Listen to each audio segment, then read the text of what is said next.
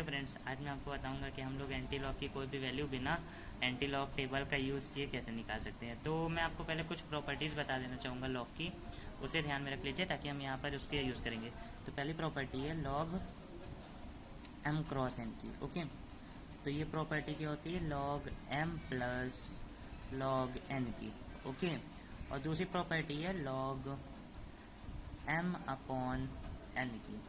तो ये क्या होती है? Log M minus log N की। ओके, तो ये दो प्रॉपर्टी आपको रिमेंबर रखना है। और मैं यहाँ से लॉग 1 से 10 की वैल्यू भी लिख देता हूँ ताकि आपको यहाँ पर पता रहे। लॉग 1 की वैल्यू होती है 0, लॉग 2 की वैल्यू होती है 0.30, लॉग 3 की वैल्यू होती है पॉइंट 48। ओके, एक मिनट। तो फ्रेंड्स, आप यहाँ पे देख सकते हैं मैंने सारी वैल्यूज़ लिख दी है। अब आप इसे कहीं लिख लीजिए या तो फिर नोट कर लीजिए। तो फ्रेंड्स चलिए, अब हम लोग कुछ वैल्यूज़ कुछ क्वेश्चन लगा लेते हैं ताकि पता चले कि कैसे निकलते हैं। चलिए, तो एंटी लॉग 2.48 की वैल्यू हमें अब निकालनी है। तो कैसे निकालेंगे उसका तरीका देखिए। अगर मैं इसे ऐसे लिखूँ तो कोई प्रॉब्लम है क्या आपको? 2 प्लस 0.48, हम इसे ऐसे भी तो लिख सकते हैं, लिख सकते हैं ना। अब अगर मैं चाहूँ तो एंटी लॉग लॉग 2 10 की पावर 2, इसे ऐसे लिख तो कोई दिक्कत है क्या? तब भी तो वैसे ही रहेगा। और फिर उसके बाद हमें सोचनी है जो ये पॉइंट के बाद जो 2 डिजिट है, इसकी वैल्यू कौन सी लॉग की वैल्यू के आसपास आती है। इसका मतलब लॉग 2 के, लॉग 3 के, किसके पास? तो मेरे ख्याल से लॉग 3 के आसपास आती है ना। मैंने अभी कुछ पहले यहीं पर लिख कर रखी थी, ये देखिए लॉग 3 की वैल्यू 0.48। तो मैं लॉग 0.48 को मैं लॉग की 3 की वैल्यू के साथ रिप्लेस कर देता हूँ। ओके, अब मैंने आपको एक प्रॉपर्टी बताई थी लॉग एम क्रॉस एन की। ये कहाँ गई? लॉग एम क्रॉस एन की। Log M plus log N लिख सकते हैं। अगर कहीं ऐसा लिखा हो log M plus log N, तो हम लॉग एम क्रॉस एन भी लिख सकते हैं। ओके, तो ये देखिए मैं इसके हिसाब से इसको कन्वर्ट कर देता हूँ। Anti log log 3 into 10 to की पावर 2। ओके, तो अब आपको ये तो पता ही होगा कि कोई भी चीज़ अगर लिखी है और अगर उसका एंटी थिंग भी लिखा है तो उसे कैंसिल कर देता है। तो यानी कि लॉग और एंटी लॉग खत्म हो जाएगा। तो यहाँ पर क्या बचेगा? 3 इंटू 10 टू की पावर 2। तो फाइनली हमारी किसकी वैल्यू आ गई? ये हमारी एंटी लॉग 2.48 की वैल्यू आ गई हमारी। ओके, एंटी लॉग 2.48 की वैल्यू हमारी आ गई। अब एक और क्वेश्चन लेते हैं ताकि और क्लियर हो जाए। तो चलिए, अब मैं आपको दूसरा क्वेश्चन बताता हूँ। अब मैं बताता हूँ आपको एंटी लॉग 7 क्या ले लें? 69 लेते हैं। ठीक है, 7.69। तो एंटी लॉग 7.69 की वैल्यू कैसे निकालेंगे?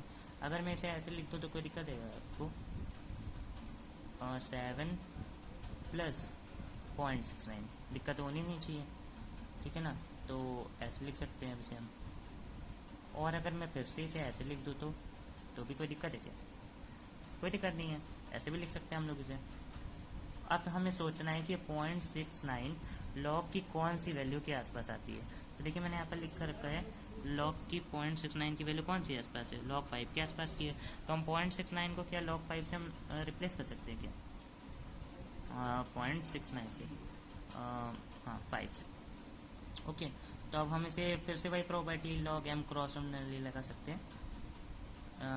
लॉग इसको हम लिख सकते हैं 5 इंटू 10 टू की पावर 7। अब फिर से यहाँ पर लॉग और एंटी लॉग एक दूसरे को कैंसिल कर देंगे और आपस में क्या आ जाएगा? 5 इंटू 10 टू की पावर 7। तो ये किसकी वैल्यू आ गई हमारी? एंटी लॉग 7.69 की वैल्यू हमारी आ गई। ओके ओके, तो अब एक और क्वेश्चन ले लेते हैं। अब जैसे कि हम ले लेते हैं एंटी लॉग 38 पॉइंट, ठीक है 38 पॉइंट क्या ले लें? 38.77 ले लेते हैं। ओके, तो अगर मैं फिर से इसे वैसे ही तोड़ूँ, एंटी लॉग 38 प्लस 0.77 अगर मैं इसे लिखूँ तो कोई दिक्कत है क्या? कोई दिक्कत नहीं होनी चाहिए। ठीक है, तो फिर मैं आगे करता हूँ। Anti log. अब 38 को तो मैं ऐसे भी लिख सकता हूँ, फिर से उसी तरह 10 की पावर, मतलब हमें यहाँ पर मेनली क्या सोचना है ना, जो चीज़ ये नंबर में है तो हम इसे log 10 की पावर में चढ़ा दें, जिससे हमें कोई फ़र्क नहीं पड़ेगा, प्रॉपर्टी बनानी होगी। और फिर दूसरे में 0.77 है, तो हमें ये वैल्यू किस वैल्यू के आसपास आती है log की, तो ये देख लो यहाँ पर log 6 की वैल्यू आपको दिख रही है 0.77, तो यहाँ पर हम 0.77 को log 6 की वैल्यू के साथ रिप्लेस कर देंगे। ओके, log 6 की वैल्यू के साथ। तो अब मैंने इसे रिप्लेस किया log 6 की वैल्यू के साथ, तो क्या मैं इसे ऐसे लिख सकता हूँ क्या, फिर से वही property log m cross n वाली, तो ये हो गया। अब इसकी वैल्यू क्या आ गया, 6 इंटू 10⁻38। ओके, तो कोई दिक्कत नहीं है, सब सही है, तो ऐसे निकाल सकते हैं। अब मैं कुछ आपको और दिखा देता हूँ जिसमें log m/n की प्रॉपर्टी होगी। 2 मिनट दीजिए। तो फ्रेंड्स आप यहाँ पर देख सकते हैं, मैंने एक और क्वेश्चन लिया है, नया क्वेश्चन। अब हम इसे सॉल्व करते हैं। एंटी लॉग, अगर मैं इसे ऐसे करके लिख दूँ तो कोई दिक्कत आपको? 1 मिनट रुकिए। ऐसे 85 माइनस 0.84, अगर मैं इसे ऐसे करके लिख दूँ तो कोई दिक्कत तो होनी नहीं चाहिए। तो फिर से हम इसे एंटी लॉग, तो हम इसे 10 की पावर वैसे ही चढ़ा देते हैं, जो जैसे लिखा है बस वैसे करते रहिए, सेम कुछ इसमें रिप्लेसिंग नहीं होगा, ठीक है, दिक्कत मत कीजिए। और इसमें भी, यहाँ पे भी इसको हम अगर चढ़ा दें पॉइंट में लॉग, याद रखिए इसे ही हम सिर्फ चढ़ाएंगे क्योंकि हमें एक प्रॉपर्टी बनानी है ना, तो हम सिर्फ इसे ही पावर में साइन के साथ चढ़ाएंगे। बाकी ये log 8.4 की log 8 log किसकी log 7 की वैल्यू 8.84 होती है, तो हम इसे 8.84 को log किसके साथ रिप्लेस कर देंगे, 7 के साथ। ओके, ठीक है, 7 के साथ। तो चलिए हम रिप्लेस कर देते हैं, ताकि हमें ये प्रॉपर्टी बनानी थी, तो इसीलिए आप दोनों प्रॉपर्टी लगा कर सकते हैं, कोई दिक्कत नहीं है, उससे कोई दिक्कत नहीं होगी, गलती नहीं होगी। 7 इंटू 10⁻⁻85, तो ये हो गई इसकी value. Okay okay, thank you friends, आज के लिए हम यहीं पर ख़त्म करते हैं इस वीडियो को और एंड करते हैं।